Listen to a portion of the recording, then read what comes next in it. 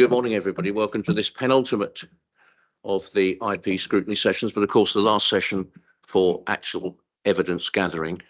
The ultimate session this afternoon being the ratification process. So a very good morning to you. This morning we're going to be evidence gathering around the resources and performance portfolio. And I will start by inviting the executive member to introduce the portfolio quickly.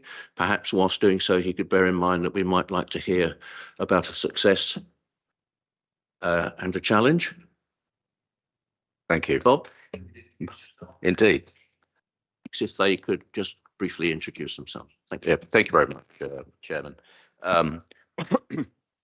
Well, not least for the benefit of those viewing on the web. My name is Bob Deering, and I'm the portfolio holder for resources and performance.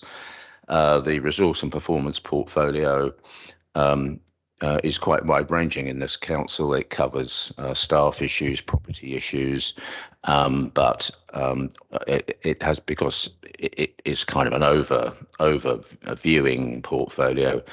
We also have a responsibility for the wider budget, and I'm conscious that there are some questions today I think will be coming my way in relation to the wider budget, and we're certainly very happy to take those, Chairman. If I might just make a couple of remarks with your permission before we go any further. Firstly, and Sharon Taylor isn't here to hear me say this, I did just want to make a nod in the direction of Judy Billing. Judy has previously been on this panel, and I can remember very well sessions in previous years where there's been a vigorous but very good-hearted conversation between Judy Billing and the person sitting in my seat today, and we miss Judy, and I'd just like to acknowledge her contribution to this scrutiny session in previous years, and I hope that Sharon somewhere will hear this and take that back to her group. Otherwise, just on the bigger picture, we all know that this has been a very challenging year.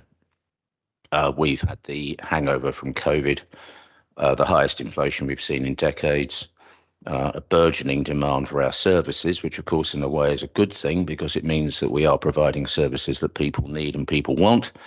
And we also have the ironic reality of life that the rate of unemployment in Hertfordshire is very, very low. It's about 2%.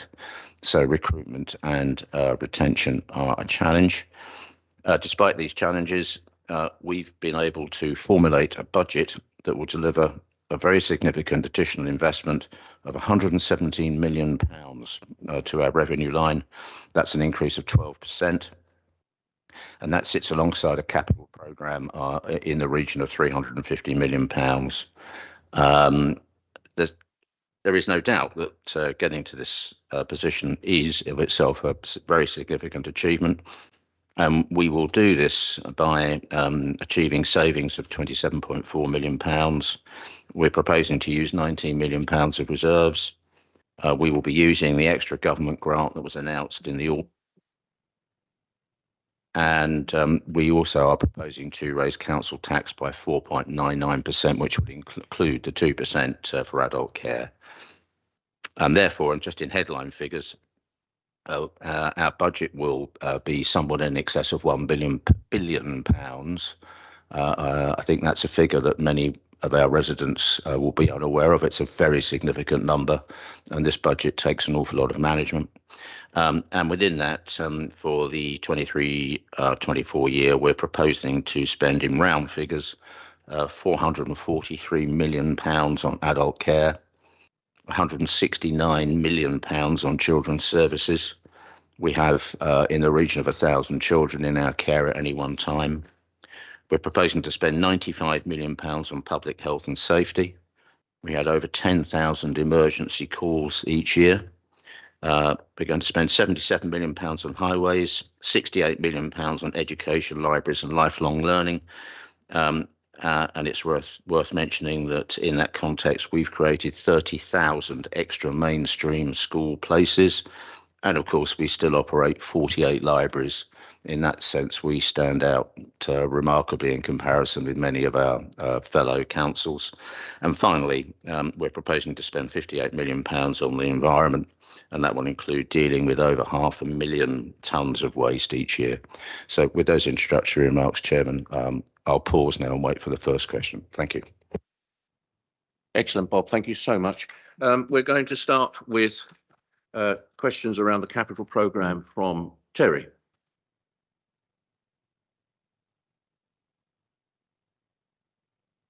Councillor Terry Home from Letchworth South. Thank you, Chairman, and thank you, Bob, for your introduction. Gives us some insight into what you're up to. We noticed in there you say £350 million of capital expenditure this next year and 1.2 billion over the 4-year period, which is a lot of money and therefore needs a lot of control. And so my question is really around some of the things we're doing. You'll notice in the papers we sent you that we want to ensure that the projects identified for future streams, like, and we mentioned a few, will produce the required rate of return. And that's important. If we invest in some of these things for the rate of return reasons, we need to be able to ensure that we do get the return. So that's one of the points we're making here. And perhaps you can answer that in a moment. Also, we're looking what governance is in place. I'm sure it's lots of governance in place. And it's important to identify and deliver the projects, and we monitor them to make sure they are kept within the levels that we expect them to be. In other words, managing the budget. And also because a lot of this money is going to be borrowed, borrowing costs are kept within manageable levels with interest rates going in different directions. At the moment, up, and therefore the pressure on... One moment, while people...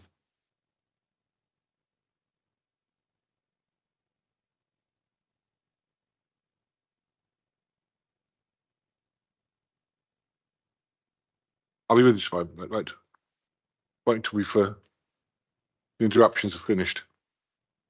And so we're interested again when you have priorities in that list of capital programs, because there must be something on there you're going to say sooner or later, well, in fact, because of interest rates going up, the money we're going to borrow, we can't borrow, and therefore some things are going to fall off the end. So we're interested in how you decide that as well. So those are 3 areas which are of concern to us. If you could just comment on those, Bob, Scott, and how you're going to handle those 3 situations. Yeah, thank you very much, Terry. You're absolutely right. The capital programme is obviously very, very important. It's important, obviously, because of the money involved, but it's also important because what we do with the money. And everybody in this chamber will know that in the quite recent past, this council has delivered 3 major capital projects. That's the project down at Hoddesdon, the A120 bypass, and the A602 works. These are all very significant capital projects. And of course, these are the sorts of projects that if we don't deliver them, nobody else will. So the capital programme is indeed very important. I think it's absolutely right that we are scrutinised in the way we deal with the capital programme. I'm going to leave one of the 2 Scots or Stephen just to get into the detail of how we monitor and regulate the application of the capital programme. But I think at headline level, the thing that is very important for me to say is that simply because a capital programme or a capital budget item gets into the IP of itself, that does not mean that that capital item will happen. Just of itself does not mean that the capital amount budgeted for is spent. There are a series of gateways that need to be gone through. The wisdom of spending money on capital is permanently under consideration.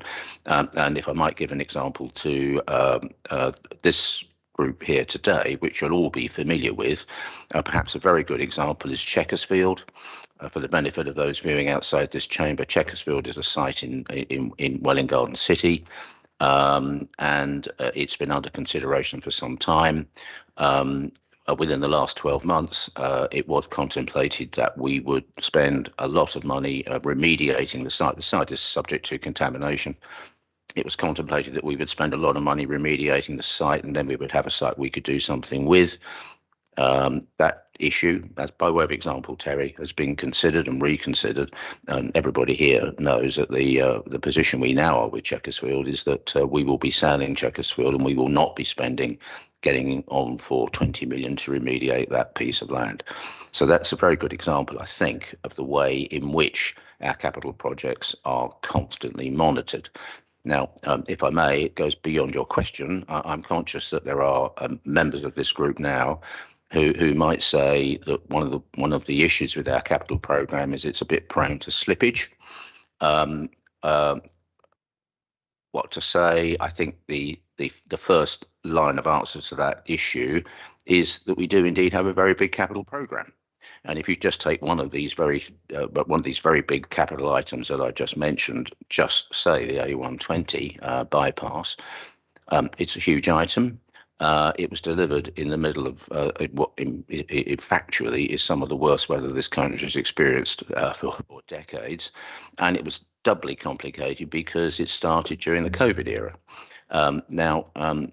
There's quite a lot in there that could not have been predicted in the precision or to the precision of what actually happened. And the question, therefore, is whether you go forward with a project like that, knowing how it will benefit the local residents, or you don't go forward with it because you're not able to predict with absolute precision and certainty precisely when it will be delivered and precisely what the outcome will be.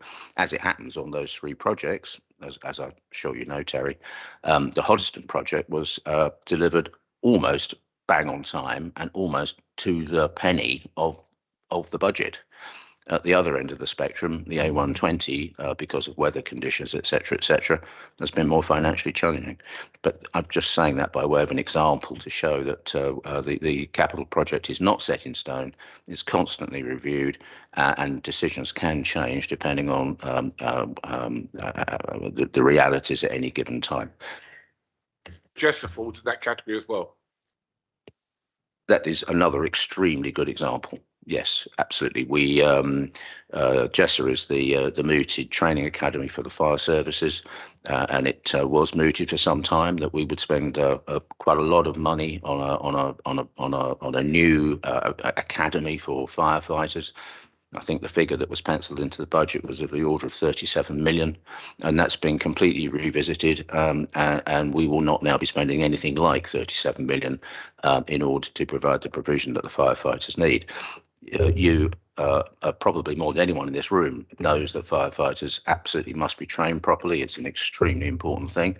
So we understand where the request is coming from, but we've looked at it again, and we will be delivering that in a much less costly manner than previously anticipated. Thank you. Terry, you comfortable? Liz? I think Steve wants to come in here. Stephen? On what Bob was saying, and it's a really good question, because not only has the capital programme been affected by interest rates, it has of course been affected by inflation and levels of construction inflation we've been seeing during the year. So just in terms of how we manage in year, Bob's absolutely right. Just because something is in the IP does not mean it can automatically proceed. We have a series of gateway processes outlined in our financial regulations where schemes must bring forward an updated business case, updated costings and benefits and savings for the scheme. And at a lower level, that will come to myself and the executive members for approval. Bigger cases and bigger schemes will come through panel and cabinet for approval at that point. And we've had some examples in year where we've had to actively manage the capital programme and make some difficult decisions in the circumstances. Members who are on resources and performance panel will know that during the autumn, for example, whereas we originally had plans to redevelop 3 day centres, because of cost pressures on those schemes, we had to prioritise and decide which of the 2 were most important and reallocate the funding to make sure those could go ahead. And there have been other examples. In terms then of planning for the budget and this IP round, again, you're absolutely right around interest rates. And firstly, I should just stress it's a perfectly accepted way for councils, particularly upper tier councils, to fund their capital programme. Indeed, it's expected they will undertake a level of borrowing to be able to deliver that. But it does mean changes in interest rates can impact. And obviously, during the course of the year, we have seen interest rates increase from the levels that they were back when we set the previous IP. So we did have to go through the process in setting the IP of challenging the capital programme and saying, actually, we potentially need to reduce the level of spend, reduce some of the budgets, take some items out to actually be able to reduce our overall borrowing costs. And Terry, you mentioned the fire training centre at Stevenage. We have reduced that budget, but we still expect to be able to deliver that scheme there, just to a different scope. The capital programme that's now included in the IP, that is based the cost of that on the latest interest rates, just around 4% for long-term interest rates. So we would expect that we can deliver what is in the capital programme and the published IP, but we are going to need to monitor that and continue to monitor that very carefully. Clearly, inflation in those sorts of areas is still uncertain. So again, if there are any increases or cost pressures, we will have to go through a similar process to what we have in the current year around some of that prioritisation.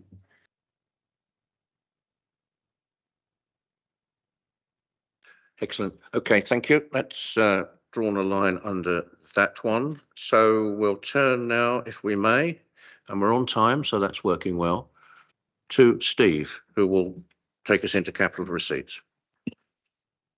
Thank you.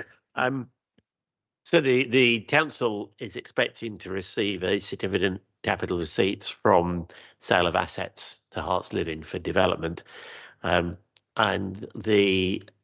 the papers we have before us show that there are some significant variations in the returns we expect to see from that. That they show income falling significantly next year and then rising more and then falling back substantially. And I assume that those are changes relative to previous predictions. So that clearly indicates that there's a lot of volatility in these income levels. And I guess firstly, I'd like to understand the factors that we think are causing that. But secondly, clearly the timing of asset disposals is something that's always going to be the subject of some judgment, whether or not an asset would be worth more if we held on to it for some time. Is there a danger of us flooding the market and therefore depressing the price? Do we expect the market for housing land, as that's what most of this is, to appreciate considerably in Hertfordshire? So how are we making those decisions about the timing of those disposals, and how are we dealing with the uncertainty about the levels of income that we're already projecting? And then I've got another question that I'll come back to once we've done that one, if I may. Thank you very much, Steve. Well, there's an element. There's an element within your question which is "'twas ever thus," isn't there? Which is that there's always an issue between selling now or not selling now, and for this county council, there are various reasons things that go into that. And actually, although I don't think you touched on it in your question, I think possibly for us the biggest thing that goes into that is the extent to which we think we might have a use for a piece of land in the future, and obviously that's relatively difficult to judge, but again, everybody in this chamber now here today knows that we have projects which have been implemented in the last couple of years which have utilised land that's been held for a little bit of time. And if I might say, in the spirit of the question, we all again know that at full council, when the chamber is full for full council, from time to time, members of opposition parties, as far as I'm concerned, have said that we should be disposing of land quicker than we have, and Equally, at other times, if I may say, members of the opposition have said that we should not be disposing of pieces of land for whatever it may be, reasons X, Y, Z. So there is inherently a judgment call to be made there. I think, and I might let one of the officers immediately behind me just come in and maybe bring that to life. But just turning, if I might, to HLL. I'm conscious that you asked a question about HLL, I think, at the last full council. HLL is a very important part of what we have here in terms of the way we manage and deal with our property. Obviously, it's still a relatively new entity. It hasn't been in existence for that long. I'll let Scott Crudgington or one of the guys behind me just give you some detailed numbers on what HLL has done and is projected to do. But it is absolutely right to say that if HLL is to continue delivering a financial return to this council, which it has and it does need to keep developing. It needs a pipeline of sites. And looking to the future, some of those sites will come from within our existing stock. But taking a longer view, I think at some point they will have to be participating in the market in order that they've got the sites that they can develop. We'll see. Who knows? You're very welcome to come back on me on that. And again, just for the benefit of people that might be watching virtually, although everybody in this room knows this, HLL delivers revenue to us because we provide loan finance to HLL. So we get an interest coupon earning on that loan finance. I think I might just pause there and let Scott or somebody just give you some more detail about what HLL has done, and then we can come back. Thank you. Thank you. Morning, members. Yeah, I'm Scott Crudgington. I'm the Exec Director for the Resources Department. So I think the question really breaks down for me into sort of two parts. We've got the identification of surplus assets and surplus land for us.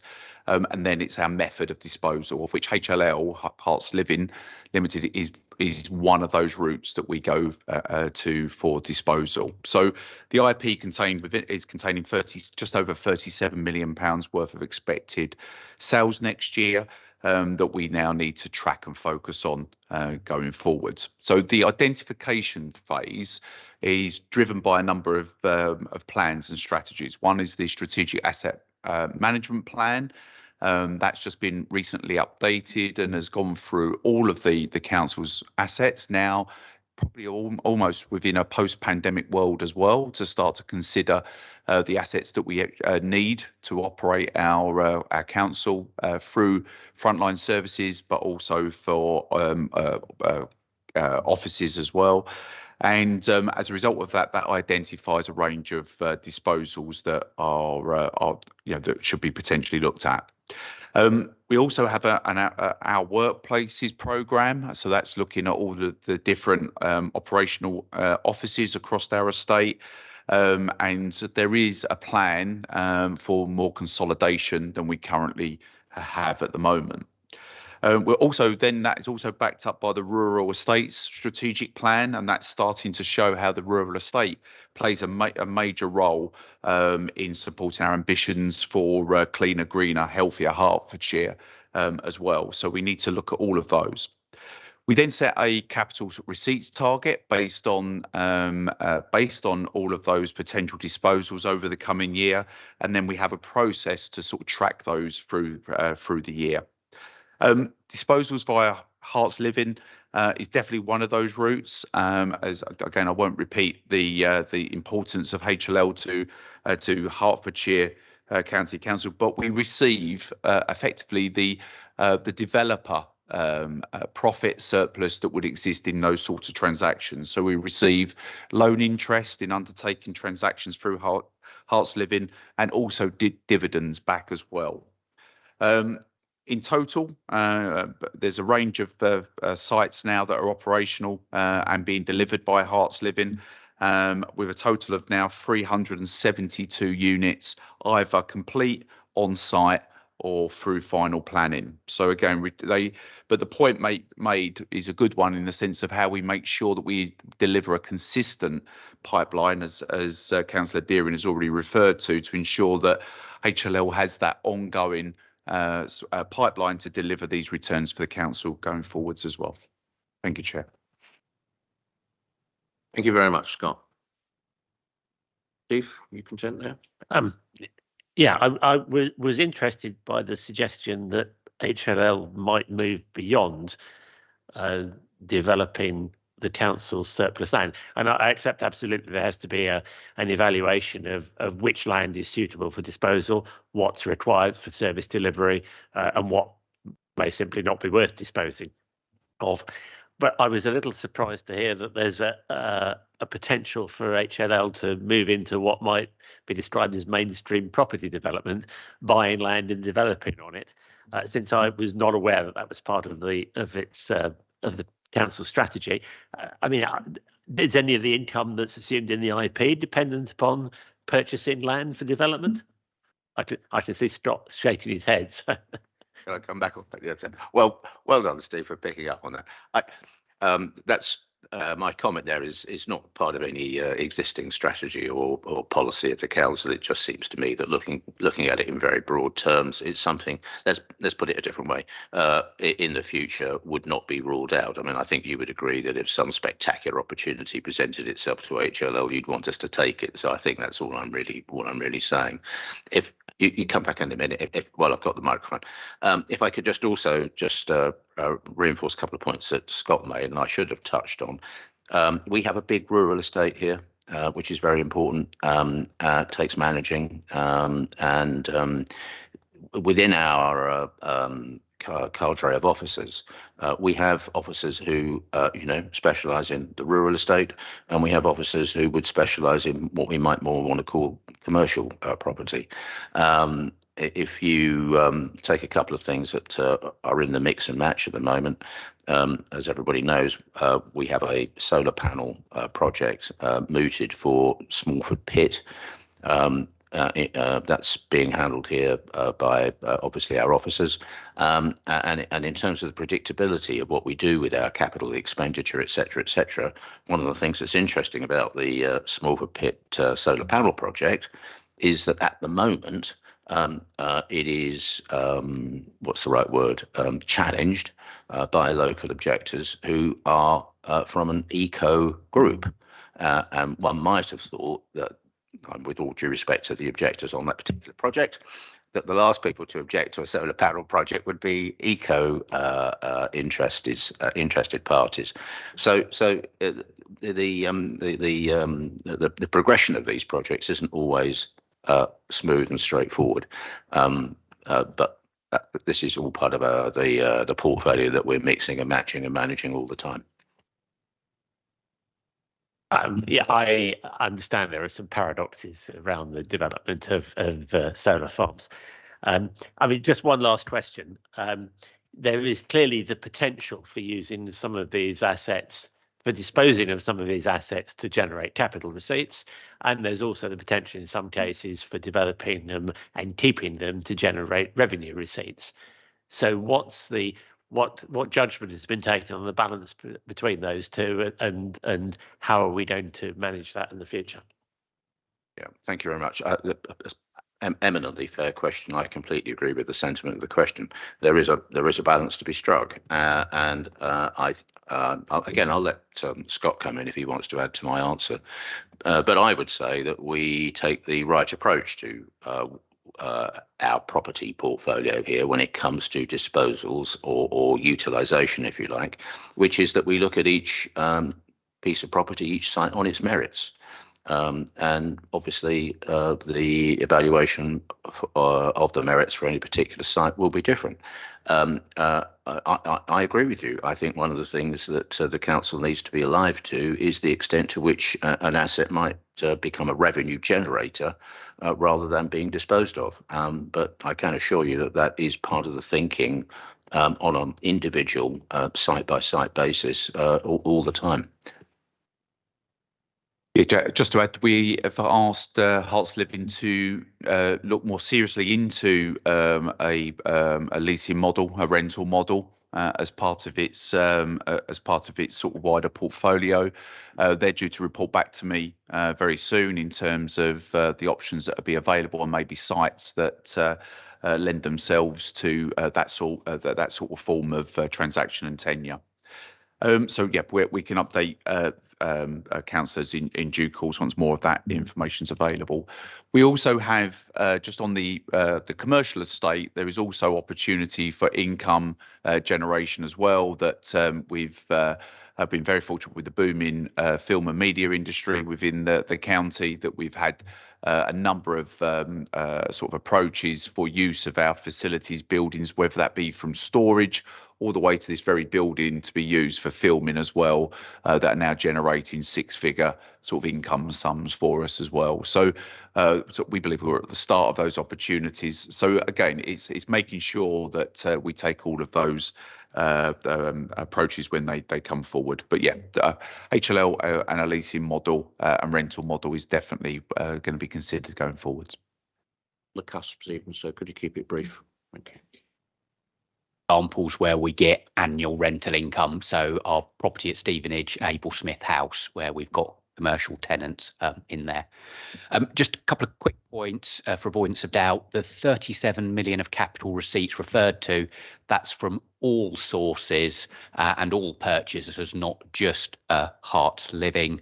And the numbers for the revenue income from Hearts Living are solely around HCC sites being sold into Hearts Living and them doing the development. But we've always looked at Hearts Living since its inception about what else it might be able to do for us. To start with, the only option was around the partnership with Chalkdean. Hearts Living have developed the direct delivery model that's operating successfully. We did initially look and dip our toe in some commercial investment prior to government clamping down on that and not allowing councils to do it. So we do constantly look for those options and opportunities, but where we do so, of course, we keep members informed around those changes, bringing those through panels. So we'd envisage any other future development, we'd look to do the same. Terry, could you keep it brief because we're right on the time?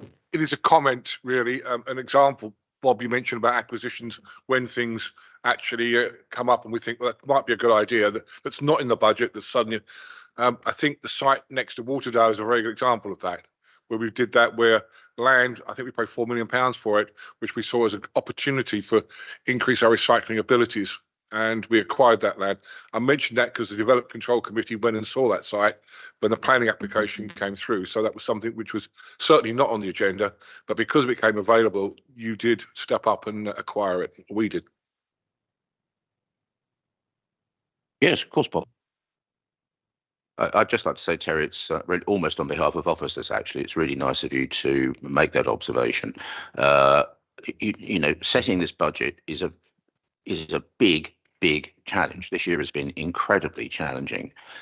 Once you've set it, the ability then to pick something up which has come out of nowhere, as it were, is another real challenge. And it's absolutely right to say that we did a great job on that Waterdale site, and everybody involved is to be commended. Thank you. Excellent. Good. Thanks for drawing attention to that. Okay, we move on now to the thinking around staffing, and Stella, please. I can just, yep. Okay, sorry, it's Sally. Yeah, thank you. It's Sally Symington. I'm the County Councillor for Tring Division.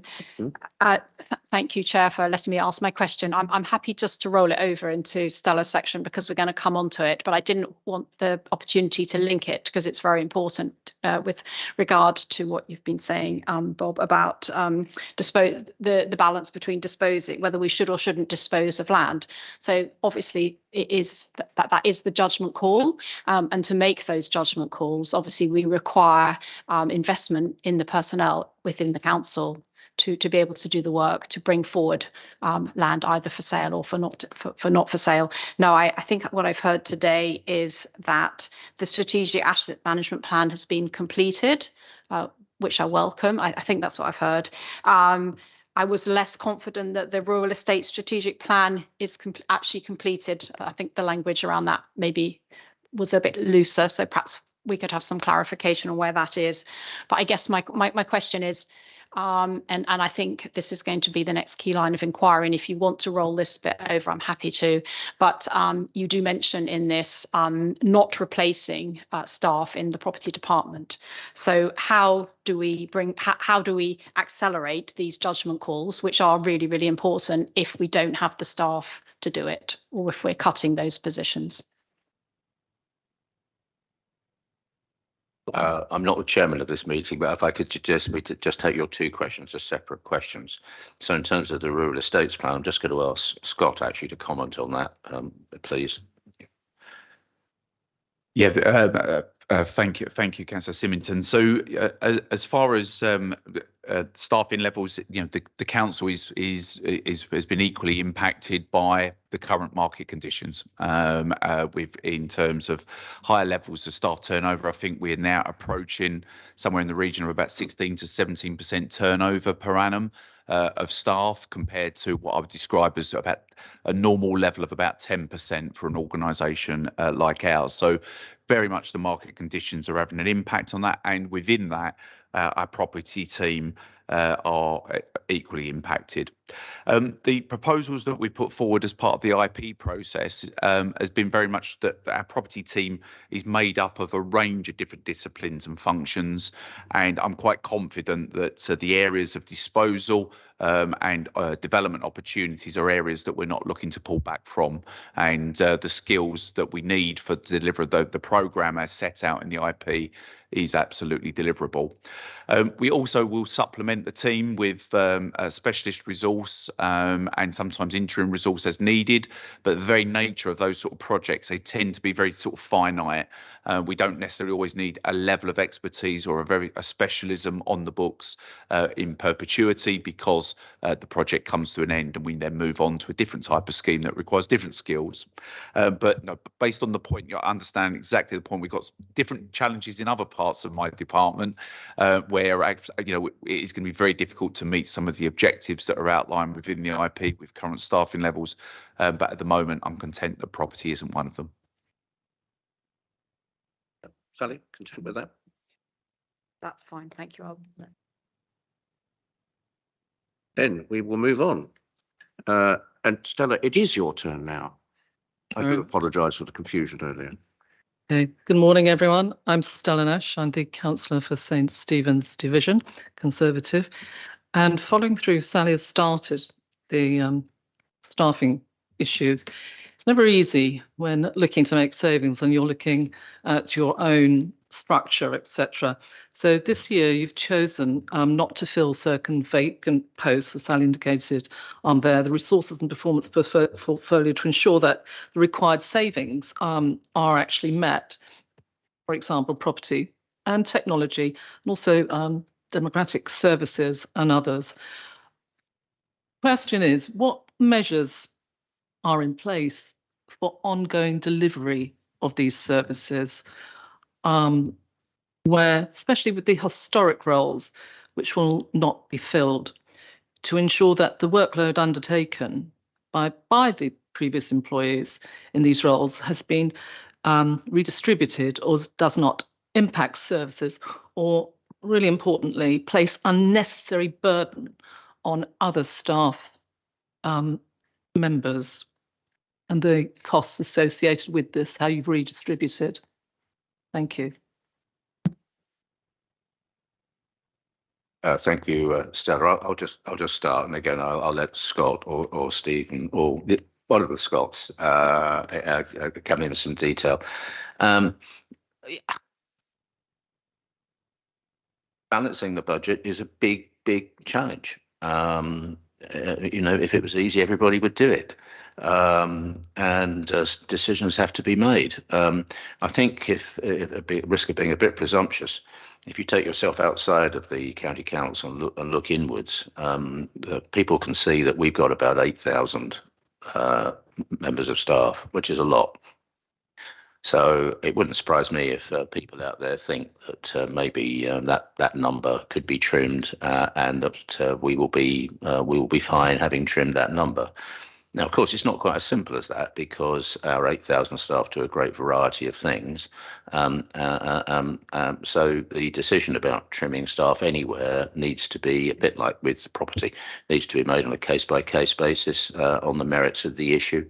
But we live in the world we live in. And before I let Scott come in, I can absolutely assure you that to the extent that there is any planning to just reduce headcount or rationalise the way we use people, it's been thought through very carefully, and we're confident that the proposed new arrangements will work and will serve our residents as we would want them to.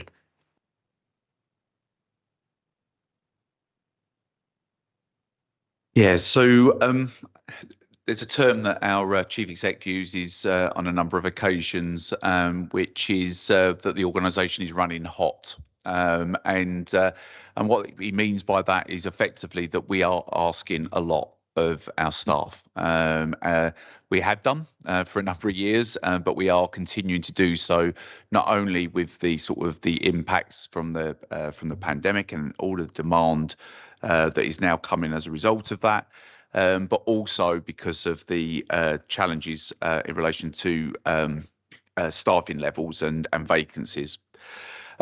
With that in mind, that we've initiated something called an organisational resource review, and that's now trying to take the advantage of the changes that came about that we implemented with the Future Workforce Programme. So just to remind everyone that the Future Workforce Programme looked at all of the council's jobs, to look at the pay and grading structures to make sure they were more reflective of the market that we find ourselves in local government and in this part of the world. But on top of that, also to implement these things called job families. And the whole idea of job families is that you possess and you have a range of skills that can be deployed and used across the organisation and not very defined to an individual job description that we've had in the past. So with that flexibility, if we find that we've got teams that are really under pressure, we found examples of that during the pandemic, we were much able to shift and move resources around the organisation to be able to deal with those pinch points and those pressures within those services.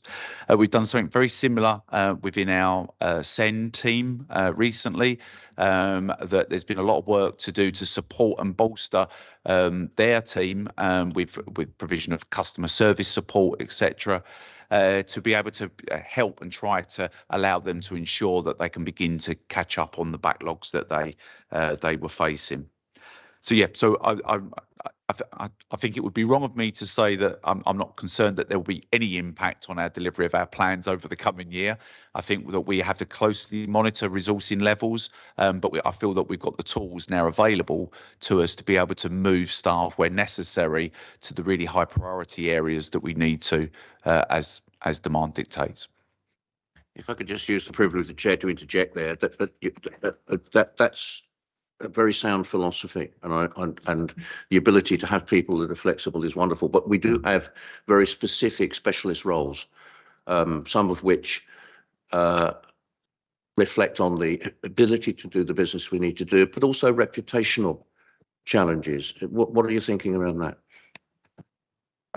Yeah, there are a range of services, as you and one example is one of my colleagues, exec director colleagues, Mark Kemp, makes reference to in relation to our drainage engineers that are extremely difficult to recruit to. I think we've had many failed attempts to be able to provide and be able to recruit to those roles.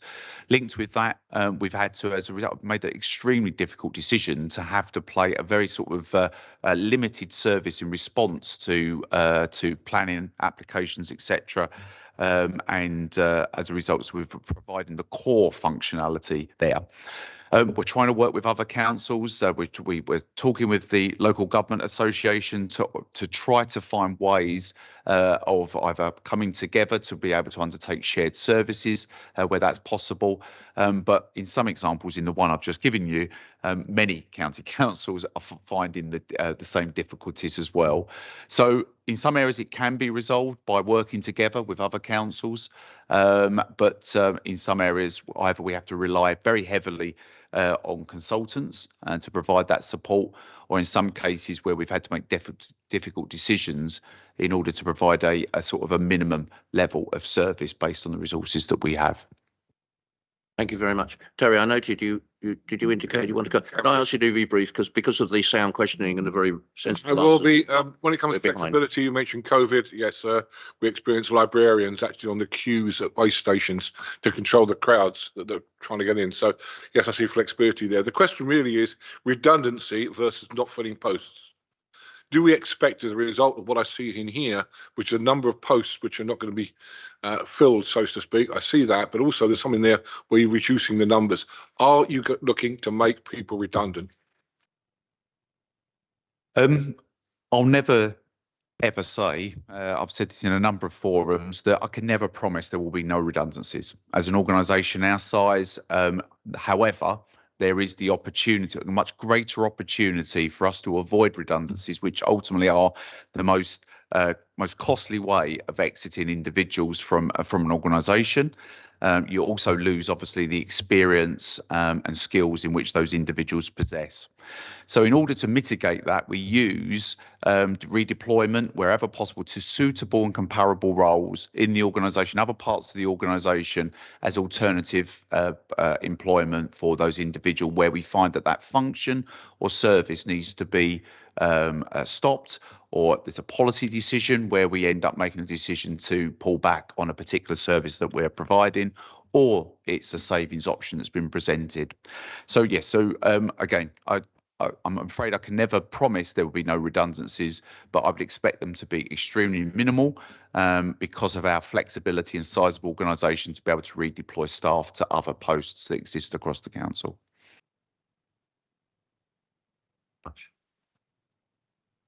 Stella, quickly. Got it on. Thank you. Just one more, I believe, Scott.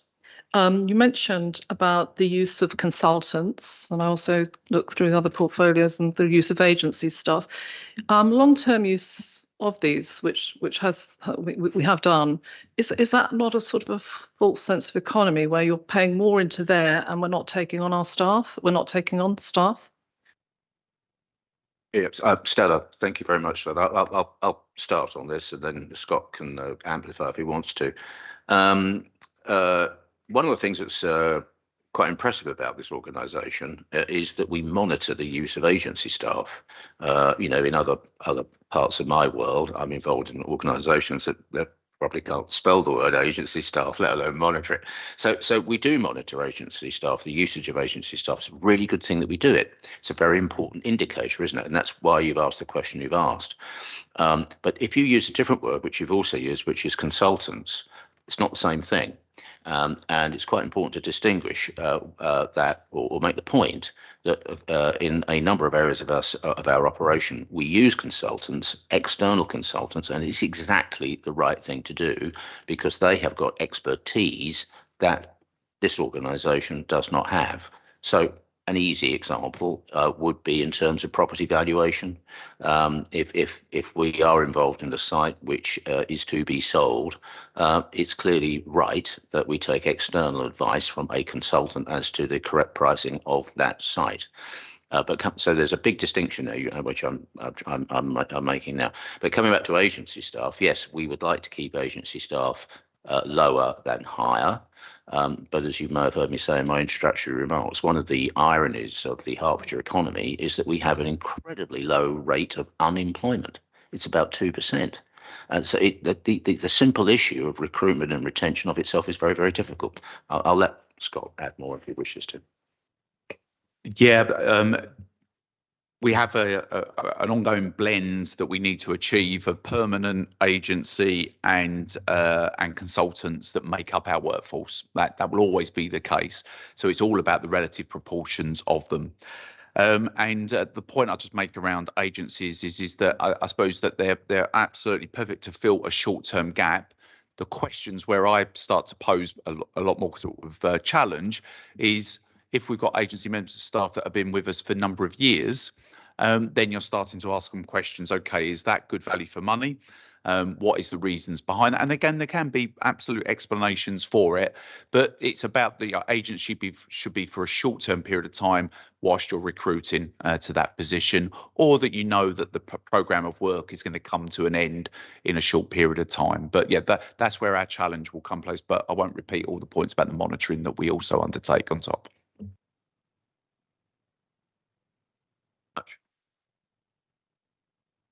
Sally. Thank you, Chair. I wanted just to ask. Oh, yes, sorry, I will reintroduce myself. It's Sally Symington, Councillor for Tring Division. I wanted to ask about some of the staff savings. Some of the numbers are quite small, but maybe the impact is quite large in terms of what's happening.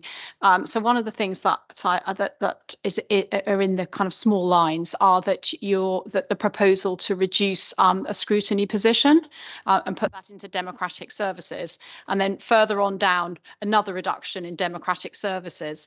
So could you just sort of discuss the impact of these, because you're pushing one into one department and then shrinking that department as well. So, you know, as I said, I'm just picking out one thing. How many places does this occur in? Because obviously that's just one that we've been able to identify from a lot. Also, just as while we're covering all of that, some of the numbering is not sequential. So are there things that have been discussed that we're also not seeing that have already been dismissed? Obviously, the thing, you know, the unknown unknowns, I guess, in the Donald Rumsfeld language.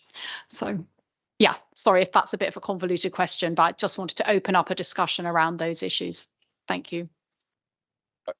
And yeah, based on the point around the sequential numbering, yes, there were other proposals. This list was quite long based on the financial gap that we were projecting with the receipt of the government grant just before Christmas, the financial settlement, sorry, that there was some opportunity to be able to take out some of the more impactful savings that were going to have an effect on frontline service delivery. So that's why some of the numbers have now disappeared. As far as the point regarding our scrutiny team and also our democratic services team, again, this is just an option that was brought forward by the relevant director to see whether we can now restructure the service to be able to ensure it continues to deliver the same services that it's provided, but with a more streamlined management structure. And with the team coming together to provide more flexibility across both the teams of democratic services and scrutiny. It's really important that we create some sort of firewalls between, obviously, the service. Scrutiny has a very particular function and not the day-to-day sort of democratic decision making of the organisation, and we need to make sure that that sort of independence is maintained, because I know obviously the important role that they provide to us.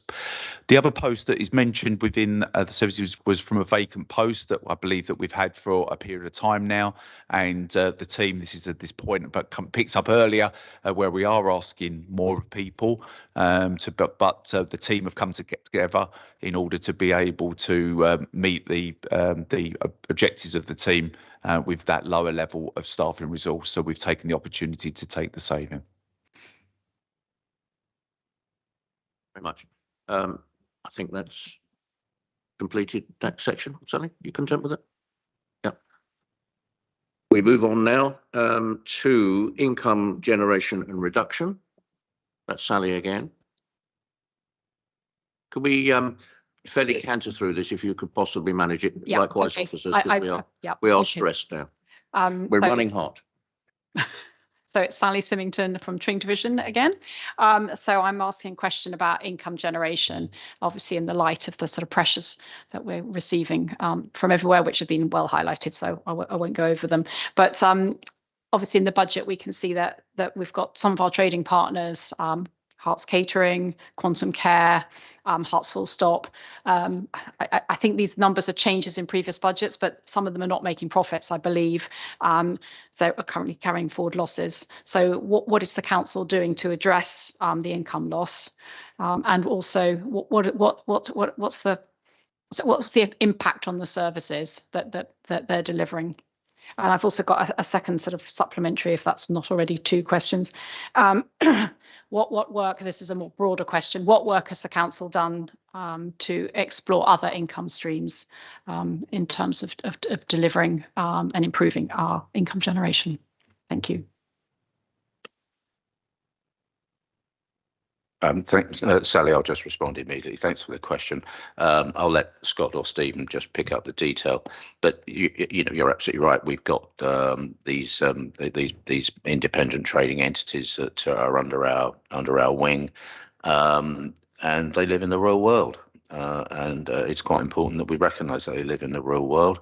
So we have to try and make real world decisions about how we manage them. But I'll let Stephen give you the detail.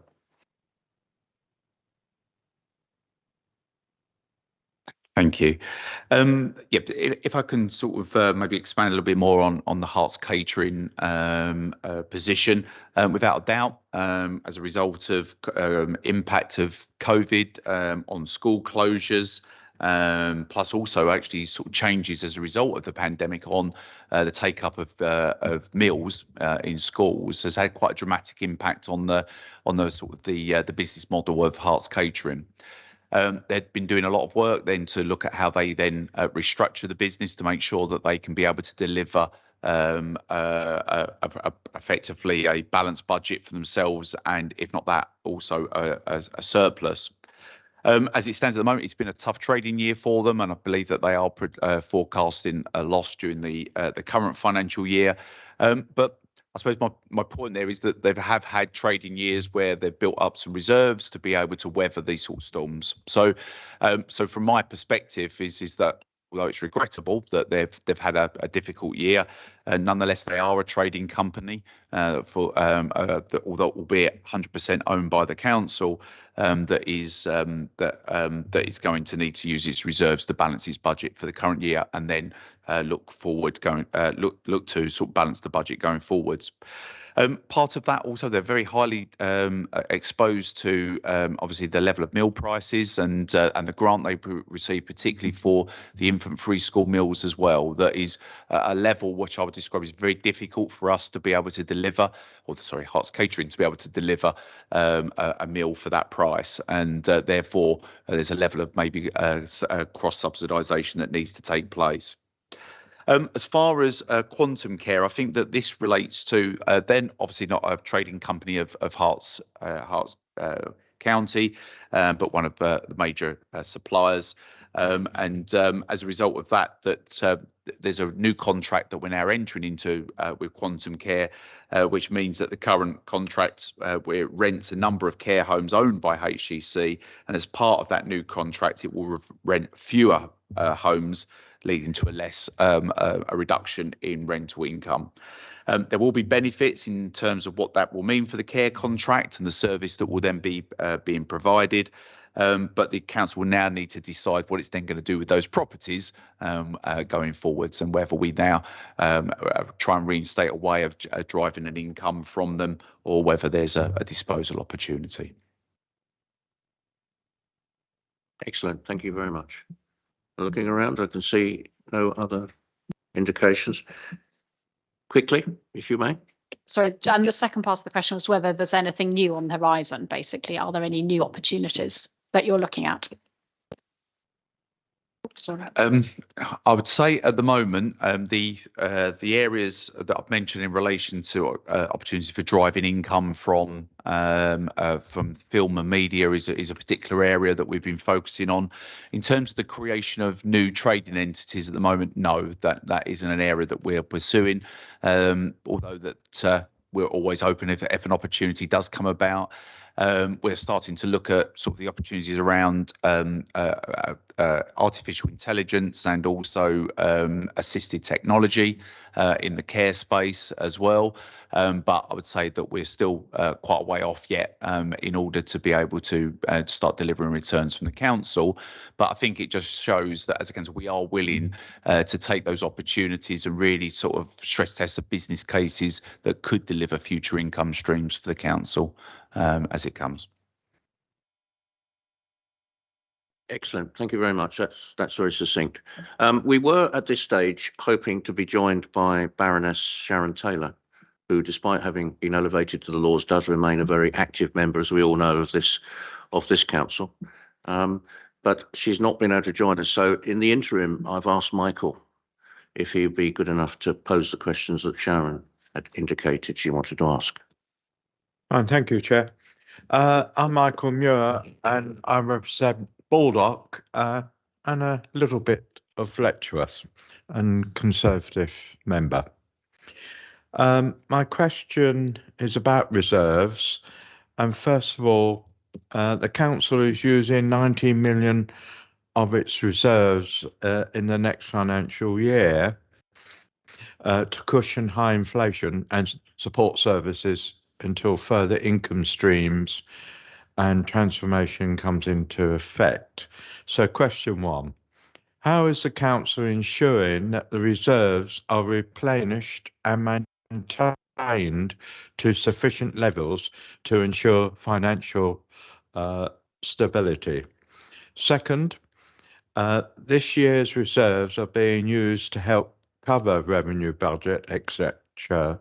of inflation, considering future demographic pressures. One is our ageing population. Is the council looking to use earmarked reserves to fund preventative services, reducing the number of complex cases it sees? Thank you. Thank you very much, Michael, for the question.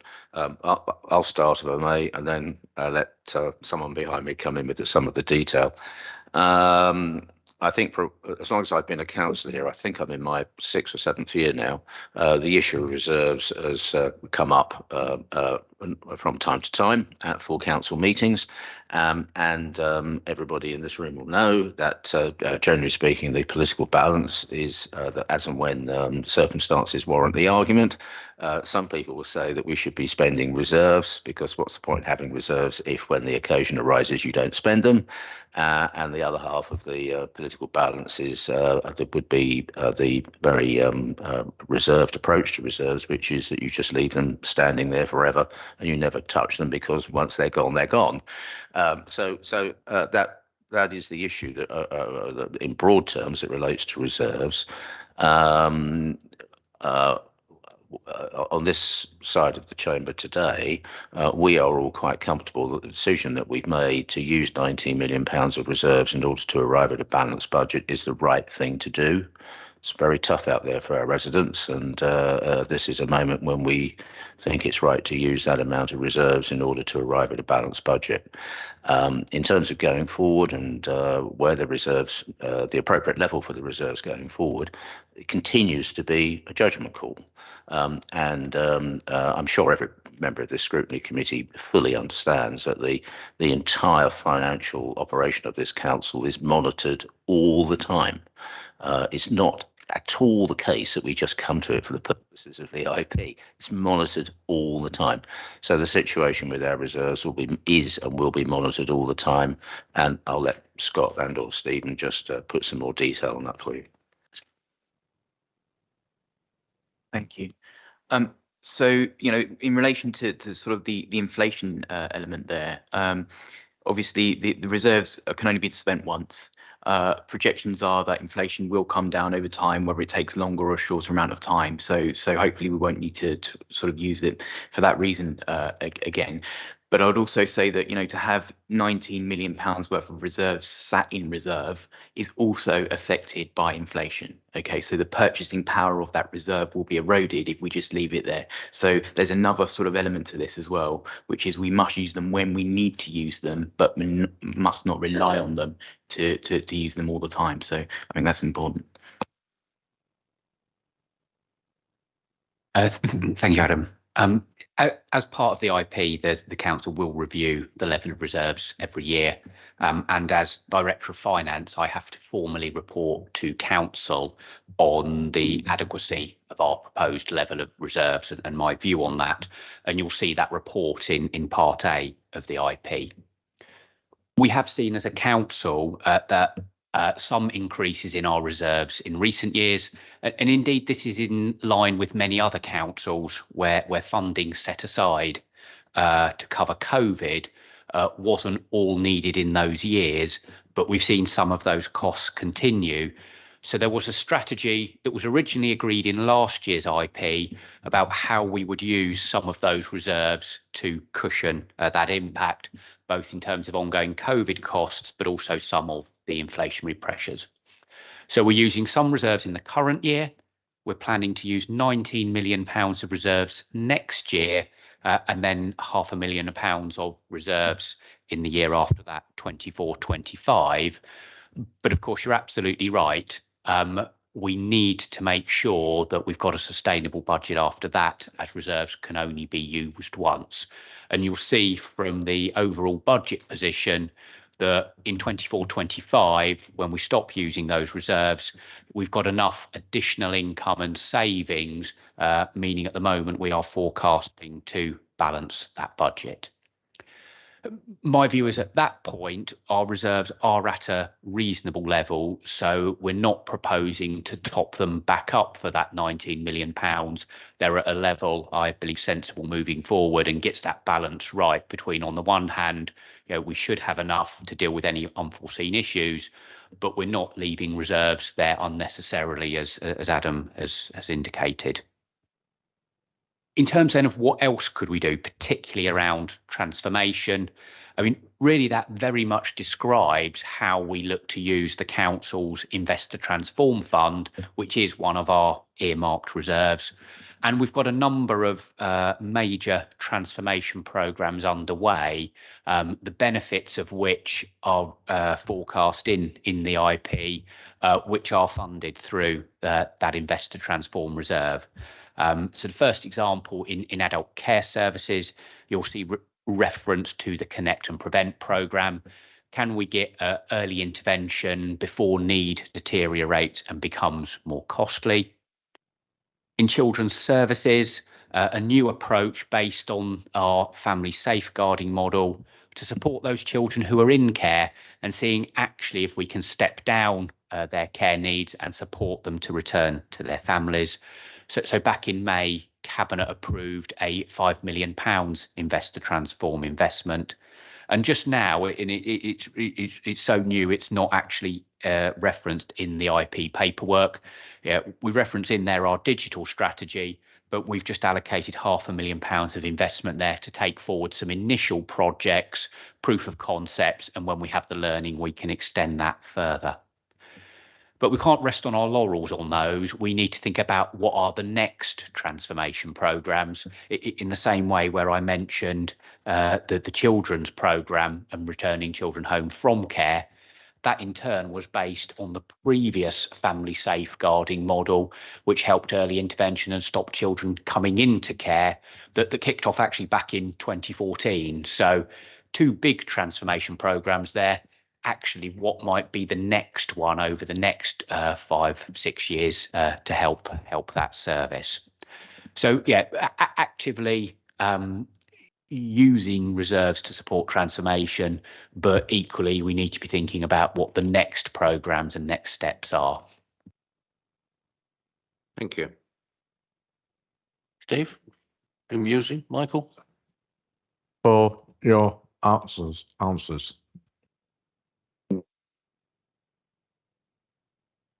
You were gesticulating, I swear. I'd let Michael go first. The minimum revenue provision that relates to capital borrowing sets aside income that may not be needed to repay the capital, because that may be many years in the future. So presumably that has an implication for reserves. I wonder how that's treated. It has an implication for our cash flow because we set the money aside. So effectively, the money set aside for minimum revenue provision reduces our need to borrow to support the capital programme. Actually, one of the things we were touching upon earlier. So that's effectively where we get the benefit from that money set aside. I feel very quickly, MRP is probably one of the most complex things I've come across in my whole career. If we want a few spare hours to run through it, I'd be happy to, but that's why I've kept it very brief. I think we should go for it now while we're ahead. Well, we're behind, but an ahead kind of way. Okay, excellent. Thank you so much. That's good. We've finished on that one. So we go over now to beyond today, the transformation program, and we have Jeff, who's not able to be with us today, but is joining us online. Good morning, Jeff. Yes, good morning. Good morning. Over to you. Could you introduce yourself first and then pitch in? Indeed, just about to do that. Yeah. So I'm Councillor Jeff Jones, member for Buntingford, a Conservative member. Yeah, apologies, I can't be with you in person. I will be there shortly, but not at this very moment. But yeah, my question, as David mentioned, is beyond the Beyond Today transformation programme. A key priority of the portfolio is for the Beyond Today transformation programme, which includes the future workforce, our workplaces, digital opportunities and next generation to deliver savings. Some of these programmes were put on hold during COVID.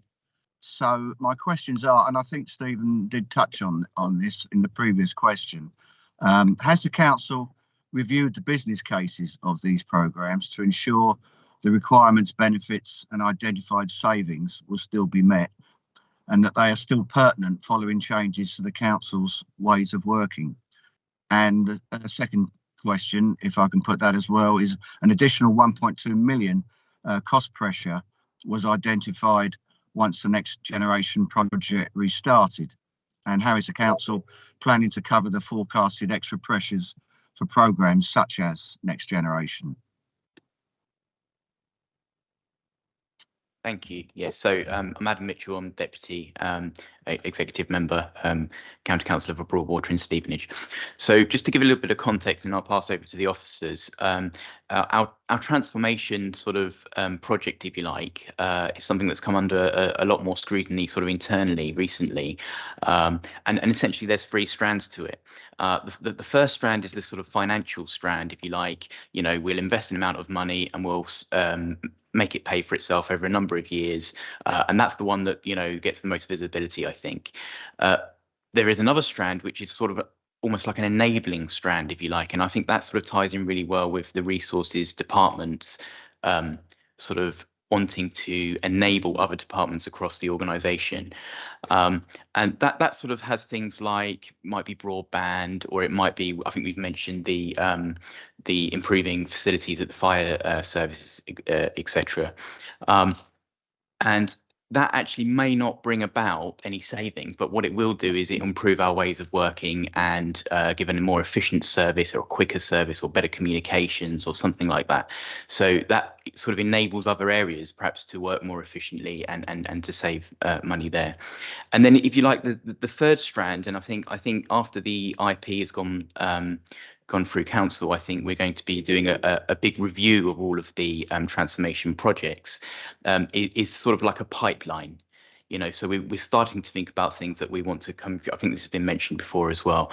And, you know, I won't go into that because obviously we're going to have that sort of review after the IP. But what I would say is things like better use of our data, new future technology such as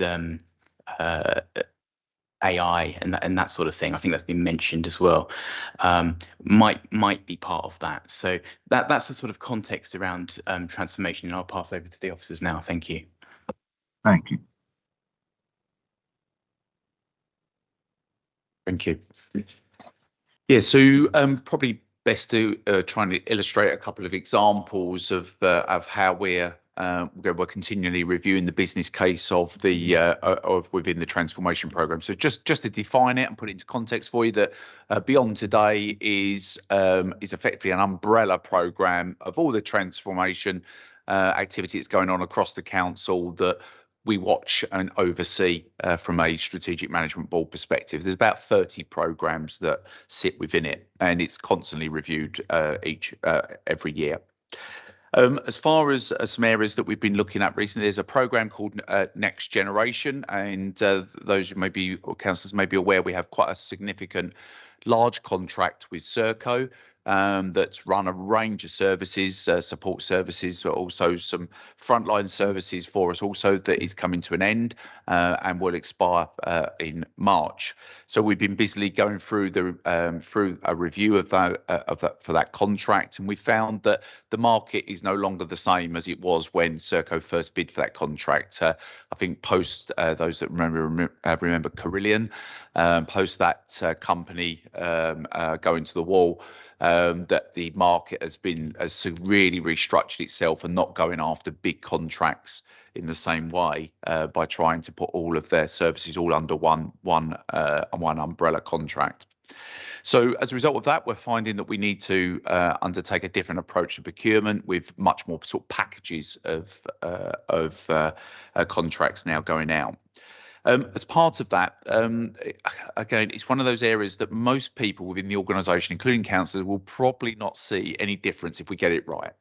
It's providing, making sure that we all get paid.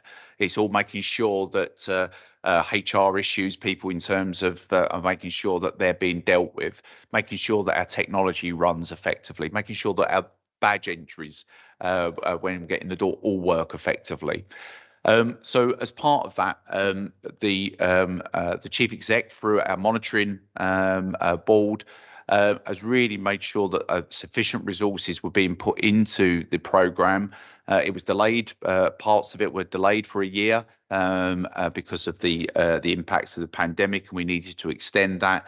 And there needed to be a continuous sort of focus on that programme throughout. So through those challenges, more resources were applied to the programme as a result of the oversight provided by the Strategic Management Board. There was also further financial pressures on the programme. £1 million pressure came about as a result of the reprocurement of the customer service centre. Again, that seems to be indicated from a possible loss leader that existed within the Serco contract, where they were able to cross-subsidise the different parts of their contract in order to be able to win other parts of the business, of which the customer service centre was one of them.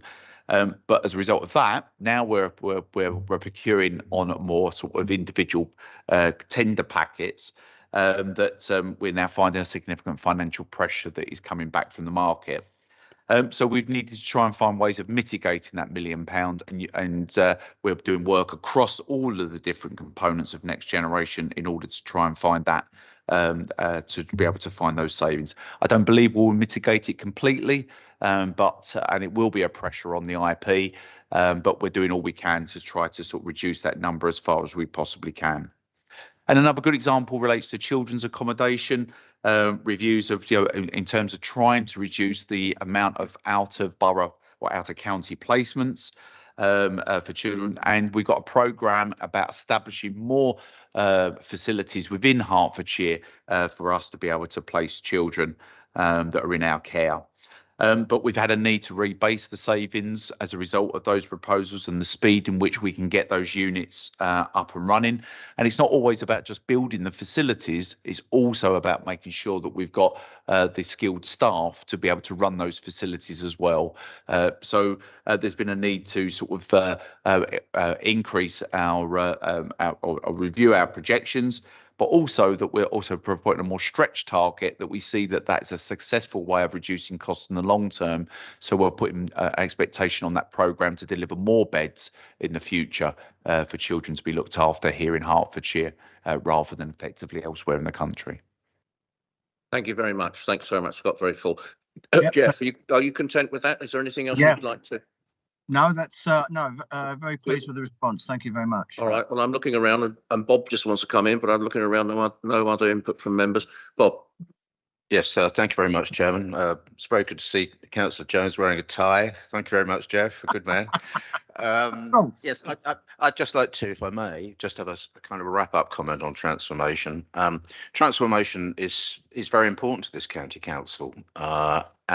It's one of the reasons why we have the reputation we have for sound financial management, because we keep transforming the way we provide and deliver our services.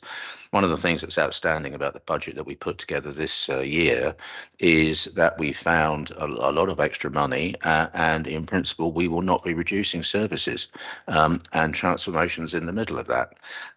In effect, we've been talking about two different types of transformation in this conversation so far.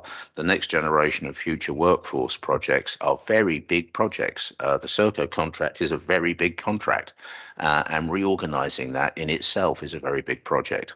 Future workforce relates to the 8,000 staff we have here.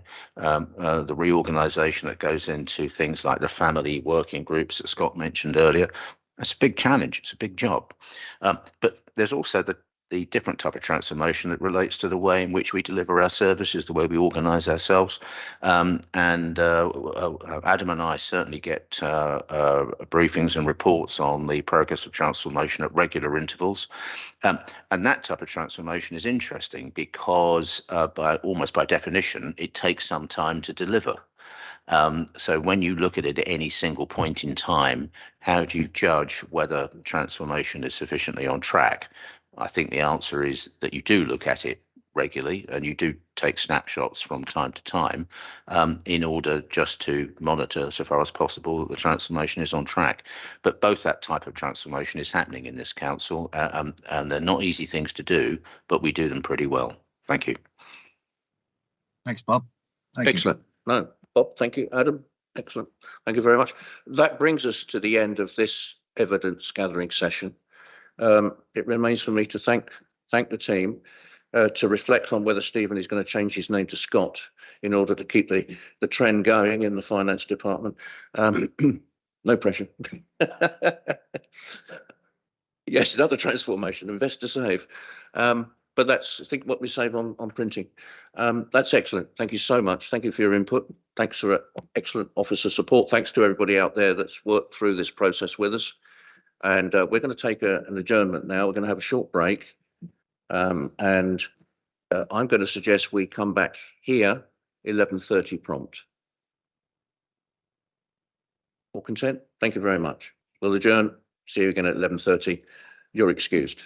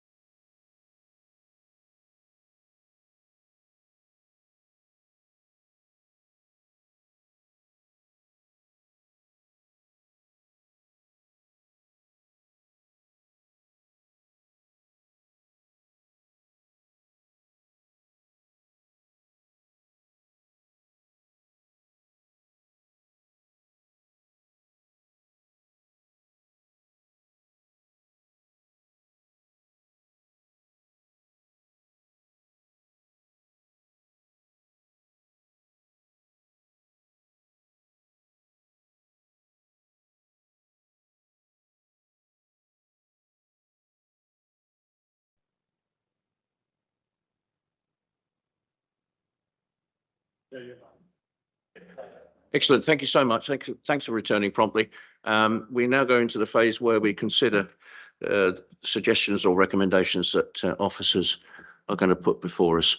So over to, we are in public. Yeah, we're live. So over to Artemis to take us into this next phase. Thank you.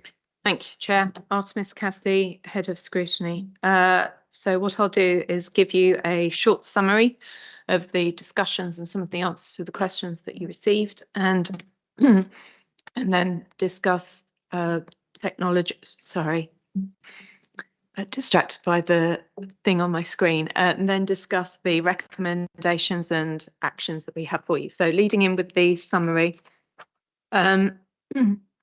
The contribution of Judy Billing to scrutiny, and in particular scrutiny of the budget, was noted. And you also heard from your executive member, Bob Deering, about the wide-ranging nature of the portfolio, including staff and property, and how it's very much an overviewing portfolio. Members heard about the continuing challenges of the Hertfordshire context and how this is a hangover from COVID of the last couple of years. You heard that Hertfordshire, along with the rest of the country, is facing the highest inflation rate in decades and ever increasing demand for the council's services. Unemployment within Hertfordshire is very low, somewhere around 2%, which contributes to staffing, recruitment and retention challenges, and perhaps more of that later.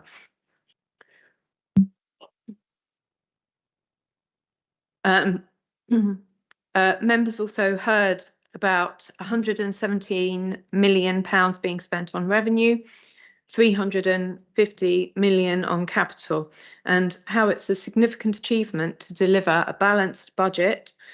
And members heard how this is being achieved by delivering savings of 27.4 million. Hertfordshire will continue significant spending in 23-24, for example, with £434 million on adult care services, £169 million on children's services, and £95 million on public health and community safety, to name just 3 examples. Members heard that monitoring projects is important to the council and tracking return on our investments. Members asked questions on a range of topics, including the capital programme. So you heard that the capital programme had been affected by interest rates, inflation and construction costs. Officers advised that inclusion in the integrated plan does not mean that something will go forward. Instead, a constant monitoring and review of decisions feeds into the overall financial decision-making process. The challenge of setting the integrated plan lies in reducing the level of spend to reduce the overall borrowing costs. And the capital programme now is based on current interest rates, which are at 4%. Officers advise that they expect to be able to deliver. You also heard about capital receipts. Members commented on the continuing volatility and the timing of asset disposals in this context of uncertainty. Members heard about the HLL strategy and how surplus assets and land are identified. So, for example, the Strategic Asset Management Plan, which has considered all assets that we have, but which is also considering all the assets that we need.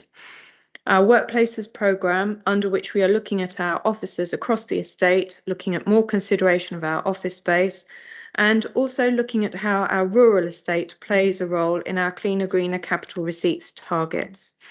Members heard about disposal via HLL, which generates developer profit, dividends, and loan interest for the council. For example, there are currently 372 units which are complete on site or have planning permission. And HLL forms part of delivering a consistent pipeline of returns for the council. Members discussed investment in personnel to be able to bring forward these kinds of assets. Officers advised that staff turnover in the council was high, running at 16 to 17%, and that this is above Hertfordshire County Council's historic normal staff turnover of 10%. And this is combined with low county-wide unemployment. Officers advised members that redundancies are expected to be minimal, with redeployment being favoured. Members also heard about creative options to generate income using the Hertfordshire estate, for example, through the film industry and AI. Members also heard about transformation, so looking to invest earmarked reserves in transformational programmes. So, for example, in adult care services, the Connect and Prevent programme, which relies on early intervention to drive down costs, and the family safeguarding model in children's services, where Cabinet had approved a £5 million investment. Officers advised that they are actively using reserves to support and power the council's transformation. Members also heard about the adequacy of reserves and how the purchasing power of reserves can be eroded if not used. You also heard about the retendering of the contract with Serco, which expires in March. And since Carillion's demise, the appetite for contracts of that size had reduced and the market is no longer the same. Subcontracts that are now favoured result in added cost pressures for the council. Overall, officers are confident that they are able to deliver the necessary transformational projects to ensure savings, efficiencies and delivery of services. Now, in terms of summing up your discussions, we didn't capture any recommendations, but I'm happy to be corrected. You may want to reflect on staffing, retention and recruitment, but there wasn't an explicit recommendation around this. In terms of actions captured, I have 2 actions to be taken forward. So we noted that HLL is looking at a leasing model as part of its business model, and the executive director stated that he would be reporting back with an update in due course. You may want to have that as an action item. And the second action item, members requested clarification of the rural assets plan and a status report. So please let me know if there's anything else you wish to add to any of that. Thank you. Members, lot to take in, lot to assimilate this morning. Terry, did you pick anything out? No, but sorry, Artemis, when you started up, you listed down some numbers of revenue spend and capital spend. What was the revenue number you mentioned there? So for revenue, I had 117 million and I had 350 million on capital. 70 million is what revenue spend on? It was a general figure that was given. I don't have more details in my notes, but I'm happy to get more detail for you. The revenue spend is a lot more than that. I think I can tell you what it is. It's the increase on last year's budget. So basically, it's 117 million more to take us to the 1 billion and what have you. That should make clear because we're spending 1.1 billion. Yeah. More sense now. Last year, basically. Thank you. That, please, Chairman, to make sure and clarity. Yeah. Thank you. Yeah. Increases on last year's IP. Thank you. Good, you're in the room. And Sally was listening too. Yes, fine. Anything else, Steve? I mean, one of the points I noted was that there's to be a review of the transformation projects after the IP is complete. My initial reaction was, that's a bit late because the outcome of these projects is quite a significant part of the IP. But on the other hand, I understand that there may be an issue about capacity and ability to do that. So I'm not clear whether or not that's intended as a feed into next year's IP or whether or not it's going to be used for monitoring progress against this year's ones. So I think the relationship between that review of transformation projects and the IP is something we need to have clarified. Yes. I agree. Sally, you look like you're. Yeah, as a further point to that, actually, and because of time constraints, we didn't really explore it or weren't able to. But I think some of the language around the long lists of transformation programs kind of lacks clarity. So we've got next generation, our workplace strategy, ways of working, beyond today, future workforce, which variously has ended, and all under the umbrella of a transformation project. I think some sort of clarification of the timelines on all of these and how they fit together would be useful, and particularly the context. And my reaction is the same as Steve's, which is kind of a bit late to review it after you've set your budget, unless you're, doing it for next year, which is presumably the answer to that question. It's information we'd like now, but do you think a webinar might be the appropriate way to deal with that? Do you think a webinar might be the appropriate way to start to get some of the information out into the? Yep, I'm happy with that. But for me, I would like, and I think it would be useful to have some clarification about all these projects and where they've all got to. Yeah, I'm looking to the vice chairman, neither of them who were in this meeting formally, but they're here. Perhaps they could nod their assent or otherwise. I think possibly a webinar in the first instance, quite early on. I'm not sure an information sheet would cover it, but I'd be guided. Sandy, do you have a thought on that? It's either an information bulletin or a webinar.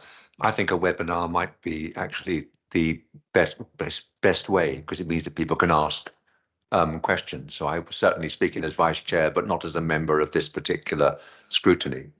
Me for bringing you in, but thank you. And yeah, I'm getting broad agreement on that. So Third option for me, Chairman.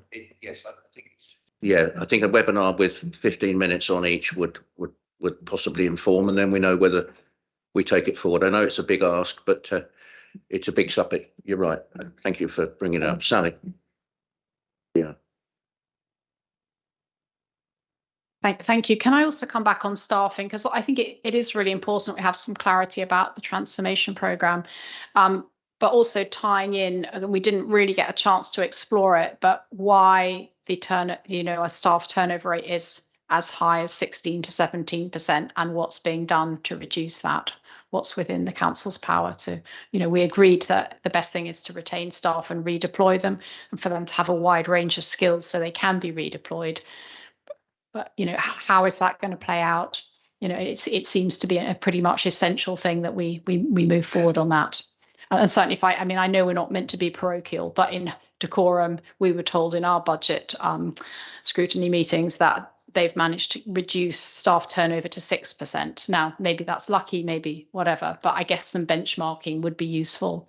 And an active programme in getting people to stay would be certainly something I'd like to see. I still have in the back of my mind a certain, I think nervousness is not too strong a word around staffing. It surfaced 24 months ago. It was a feature of the IP last year. It's a feature of the IP this year. I'm not really sure we've got a handle on it. I took some comfort from Scott talking about flexibility and encouraging the workforce to be flexible. Everybody's facing the challenges, especially the donut councils, where London is always a temptation, notwithstanding train strikes and the ability to work from home. But there must be something we can do about it. And I think making the place a good place to work, and also making sure, I always found that people who had a clear idea of where they might or could go within an organisation generally felt more comfortable. If they felt, if there was a clear progression, a clear course that they could sign up to, and they had goals and stepping stones in order to get there. I think that's a big part of it. And on the other end of it, it's the facilities that you provide. Are our facilities sufficiently attractive? Terry. Topic group on that coming out of scrutiny. I think so. March, yeah. It's scheduled. Yeah. pick up on those sorts of issues, shouldn't it? Yeah. Because I think when we looked at last year, even, I think every one of the directorates was having issues around staffing. And yes, it's impacted by London. We knew that. The fact that people migrate, but also a lot of authorities, of course, depends what your business is. And maybe Decorum does not need adult care people, does not need drain people. It might need something different. So we know planners, for example, are struggling, yeah, but they don't need fire and rescue services where they struggle to get people. So I think it varies from organisation to organisation as to where the gaps are. And I think that needs to come forward on the topic group we have. Thank you. I mean, it's perhaps indicative of the amount of time it takes to get an effective topic group together. That, you know, this came out of last year's, strongly came out of last year's IP, and here we are. It's been referred to several times during the last year. I've alluded to it at several meetings, and here we are. We've got a full topic group coming forward on the 9th of March. You know, 14 months, 15 months after it was flagged up as being really quite challenging. So that's interesting. Sandy, to chip in from outside the meeting. Yeah, outside of me, just to chip in. I mean, that topic group was directly a result of a recommendation from last year's OSC scrutiny. So it's a bit depressing that it's not going to happen until this year. But of course, it was because of staffing issues within the scrutiny area. I mean, you couldn't make it up, but we really need to make sure that that March date is stuck to, and that we do explore all the issues that Sally is raising, plus all the others that have come out of this year's scrutiny process. Indeed, and that's a very valid point, and it, you know, leads me to reflect on the fact that we haven't done as many topic groups in the last year as we might have wanted to.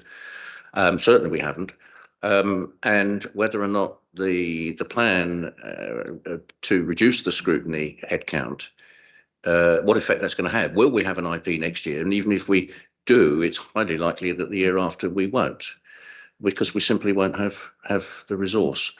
We might take comfort from you know, inflationary pressures reducing and hopefully making the budget a little less taut in certain areas. But I think we have to look very carefully at that. We need to fight our corner at some stage. Thank you. Jeff, then Michael. Yeah, I mean, this has been a key issue, I think, across all the portfolios, staff recruitment and retention, and certainly in sitting on the environment portfolio scrutiny. I think we were keen to ensure that the council, the officers are speaking with colleges and universities, especially with specialist staff. So that was a key message. So perhaps that can be included. Yeah, there have been discussions. I'm not privy to them. I'm only vaguely aware of them around, you know, whether because of the challenges that the various planning departments have, and we're not in core sense of local planning authority, but we do have planning responsibilities. Whether that, you know, a virtual unitary effect could perhaps help and get a central planning function together, and you know, take some of that strain. But across the piece, we clearly are losing staff, we're gaining staff. There's a churn. It's not in the healthy part of the quadrant. Let's get our heads around that for the 9th of March. Some good questioning today. If we have good questioning for that, and we're focused, I think we'll derive a lot. The authority will derive a lot from it. It's not about us. It's about what we can feed back into the system, and more importantly, what we're doing for our residents. I'm looking around. Is Michael next? Thank you, Chair. Seeing we are losing staff, our percentage is much higher than previous years. Presumably, I'm right in thinking that anybody that gives notice, is there an interview with them to find out why they're leaving, what we could do to improve the problems of them leaving? If that is done, then I think this committee needs to know what all those answers are so that we can see whether we as a committee can suggest an improvement in staff's maybe not so much wages, but staff's benefits to try and keep staff rather than losing them and retraining. Well, I'm sure exit interviews are a formal and very necessary part of what goes on. I mean, I have to assume they take place. I'm sure they do. But we have to be a little bit special. We think we're a little bit special. Some of our stakeholders and partners think we're a little bit special. We certainly put a lot of effort into being the county of opportunity. But are we really focusing on the staff? I mean, I float purely as an idea, and tell me to shut up if you think it's a little bit too off-piste. But there's a great many people out there with a considerable amount to offer who are single parents or who are caring parents. And we all know that childcare, if you can get it, and it's a big if, is not where you need it, and it's horrendously expensive. I've got neighbours who are both experienced, qualified professionals, and virtually one of their salaries goes in childcare for their 2 young children. It's not like that elsewhere in dare I say Europe. If you go to Denmark or Germany or the Baltic states, or Austria, or even France, it's not like that. And there's a huge untapped reserve, I think, of potential here if we had a decent creche, which in turn would be good for the town as well. Say, for example, the one in Stevenage, all those buildings we have in Stevenage.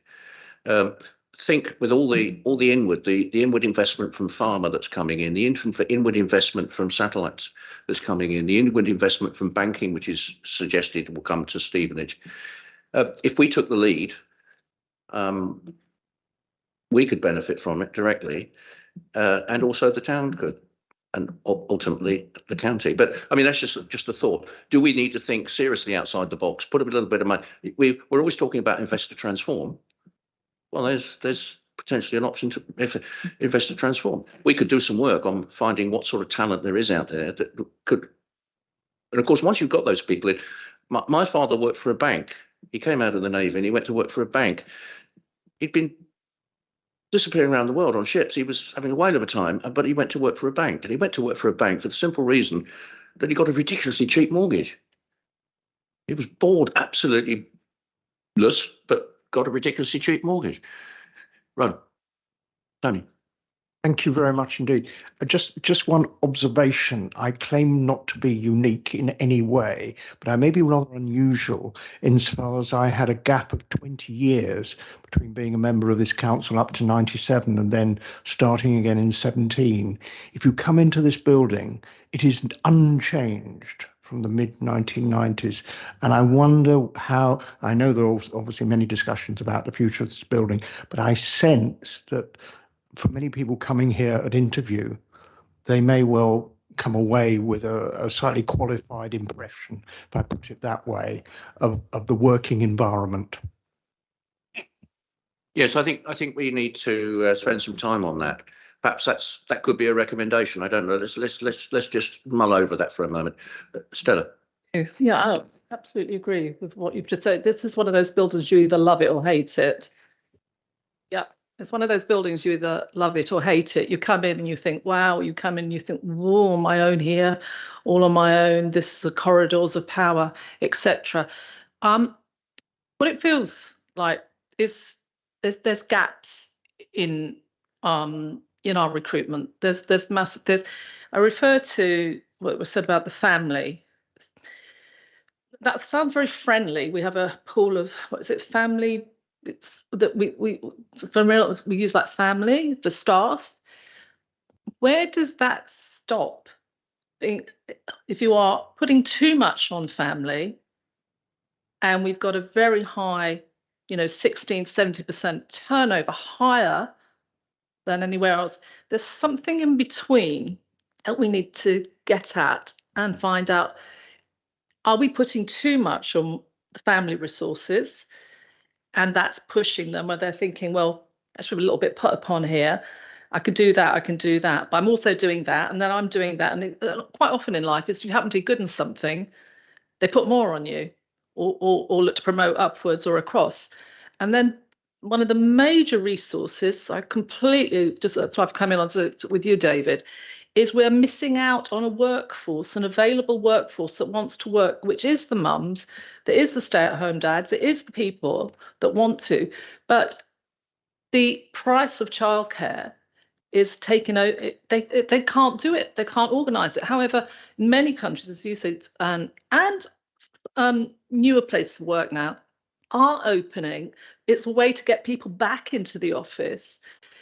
The nurseries, the 0 to 3, the 3 to school age, preschool, and with supplement to it, and that gives respect to mums and dads wanting to come back to work. Their children won't be at school forever. They will get to the 5-year-old part. They do eventually grow up. They don't always leave home, but they do eventually grow up, and it keeps going. It's there, and they are trained and a relevant part of our workforce. And I just feel there's gaps, and you can substitute it then with the agency staff at vast costs. And as Scott said, we review it if they're there for a long time. No member of agency staff should be anywhere for a long time. The longest part you should possibly cover is maybe maternity leave, that. But years makes them almost, I think under employment law, makes them, I think it's after 6 months, I think you have to be taken on. Yeah. They have employment rights.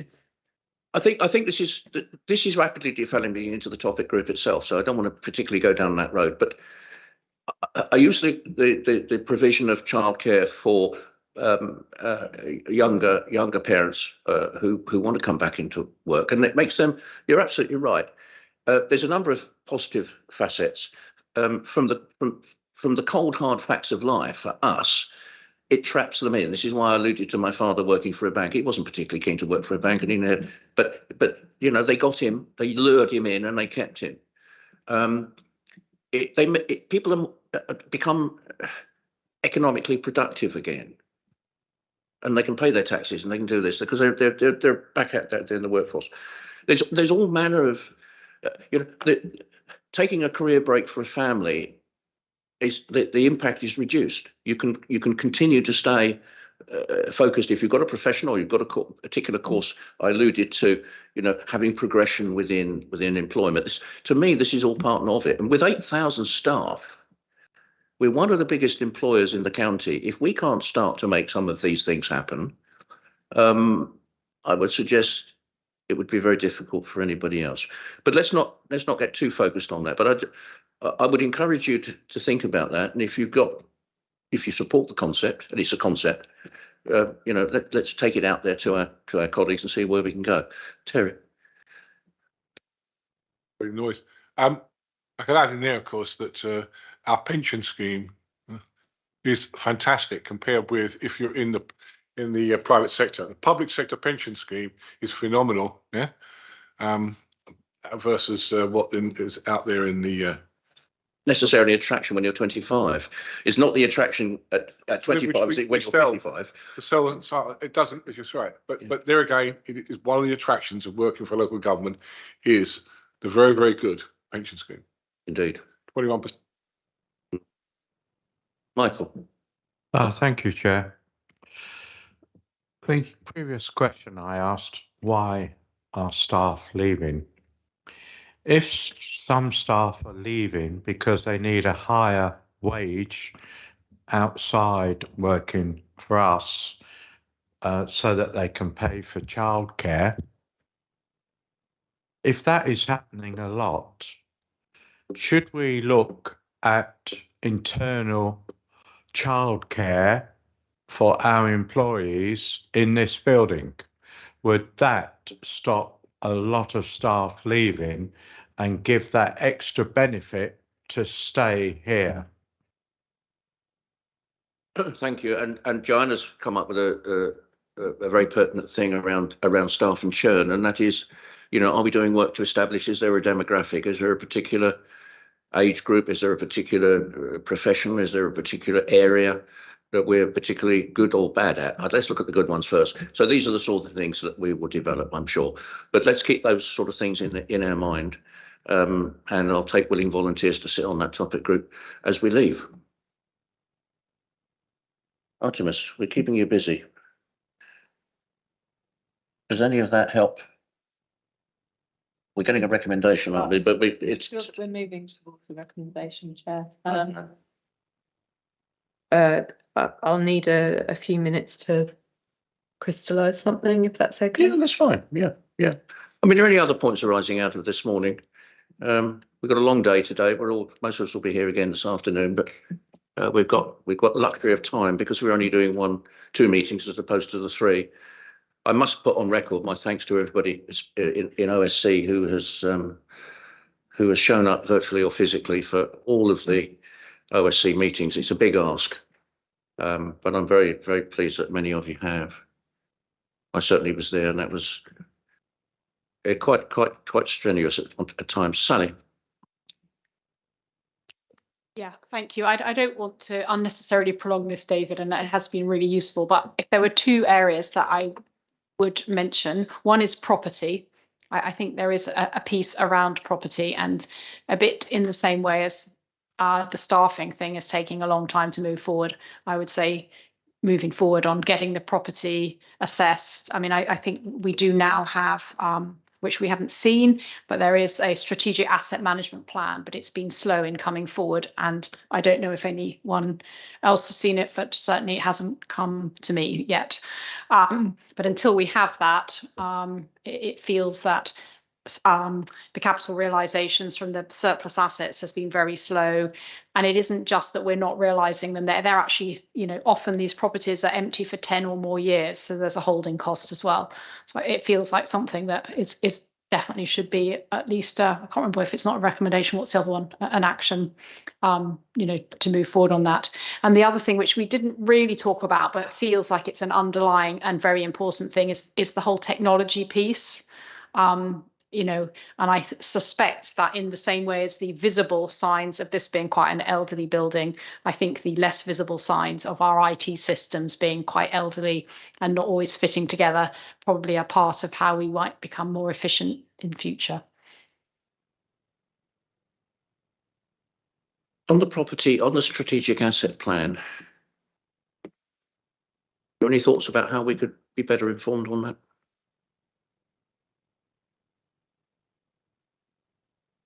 With this, I'm sure there's a plan for that. See, I'll get our juices flowing, and then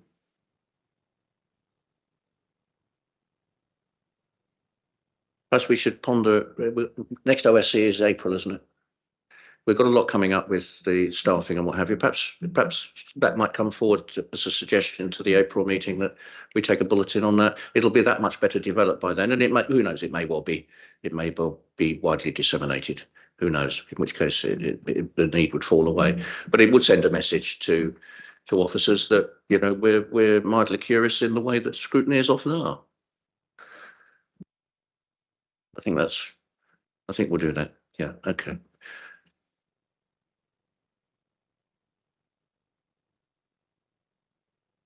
It's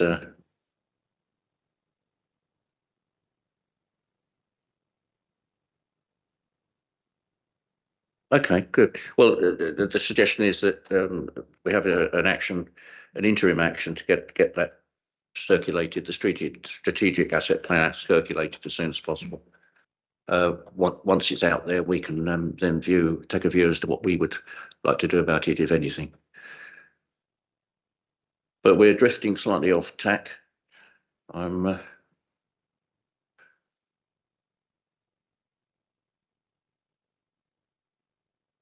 meeting into officer time for working on this afternoon.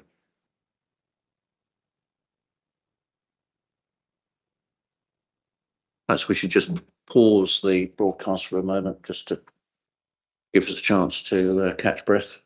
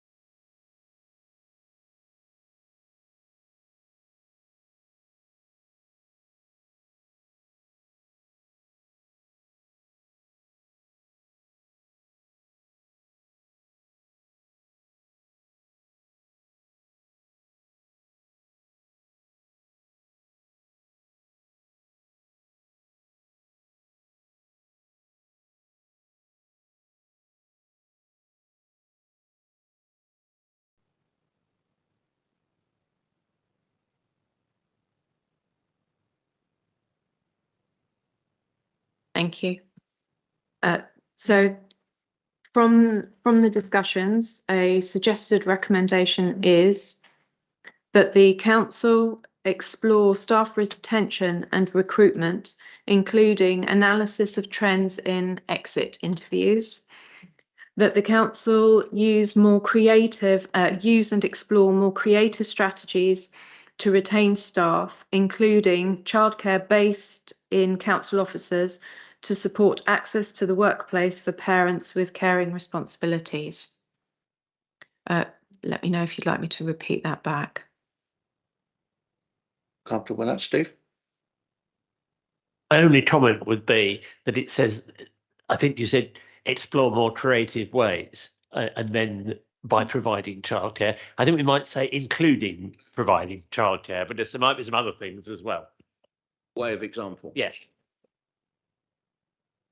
Agreed? So we've got a number of actions which we'll just repeat again, and we've got a firm recommendation around that. Just remind us of the actions when you get a moment. So I think we have HLL to look at the leasing model as part of its business model, and the executive director is to report back with an update in due course. So to get the update for you. Clarification of the rural assets plan to get a status report for you about that. And then the strategic asset management plan to be circulated to members. I have the horrible feeling I've missed one. I feel like there were 4. Technology. Oh, yes. So thank you. Yes, a piece about technologies and future efficiencies. Is that right?